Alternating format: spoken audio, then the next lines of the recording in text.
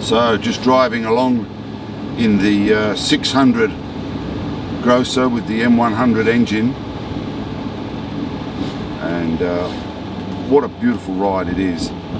Great visibility all round, and we were just discussing the ride height.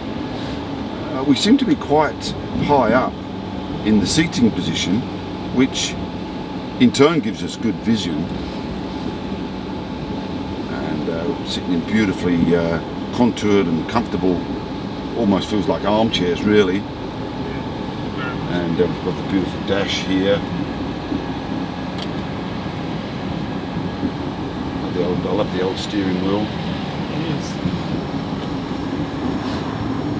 Now you've had a number of different cars, Maroon. You've had Ferraris, Lamborghinis, Porsches, BMWs, and over. This is my favourite. Oh well, I was going to say that's the correct answer. Over all the years that you've had different cars, and this 600 is your favourite. Yeah, it's just they're not perfect, but they're just something about them. Now the other Maroon 600s you've got that you're restoring, have you driven that previously?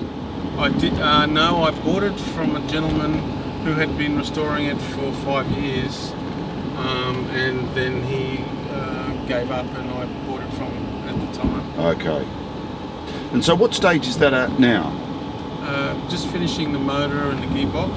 Just been reconditioned and rebuilt on that car. That's a complete rebuild, that one, where I've completely stripped it back and resprayed it. Paintwork's all finished, interior's all finished, timber's all finished. It's just a matter of reassembly now. Right, okay. And did you have the interior leather seats all redone? Yeah, I've got locally. I've got a guy in America who makes them exactly to factory standards. Oh, I see. Because you get the special sort of star-shaped pattern in between the pleats, which you can't buy in Australia or anywhere. Wow. There's only in Germany and 2 companies in America that do it. And who would fit that for you in Australia? I've got a really good upholsterer here who does that. Right. He's done an excellent job on this car. Yeah, it's all been redone. Yeah, this is beautiful.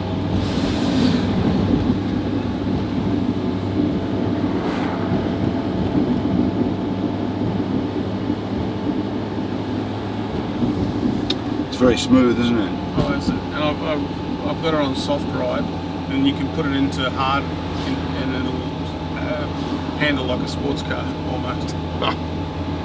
And the low setting for motorways, that must be quite enjoyable too. Oh yes, it's nice the way they thought of everything at the time. They really wanted to make the best car in the world, and they did. Well, I think they succeeded, didn't they? Oh, they did.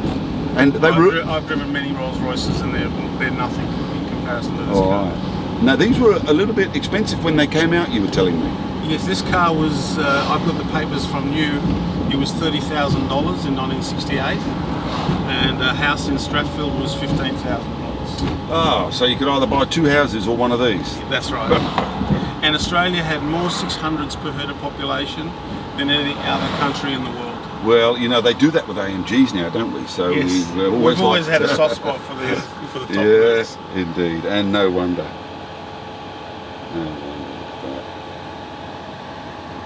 So you sent this Becker back to Germany to be... Yes, to be upgraded. So right. It's got MP3 and USB and just completely serviced and redone. Excellent. Oh, the takeoff's really smooth, isn't it? I mean, we're in just general Saturday morning traffic here, guys, but geez, it's still exciting to drive. Effortless. Just cruises. Just effortless. It's an amazing car for its age. Yeah. When you compare it to a Valiant VC, which was the same model year. Now this was 68, did you say? 68, that's right. And your other 600 is 1964? 64, that's right. Right, okay.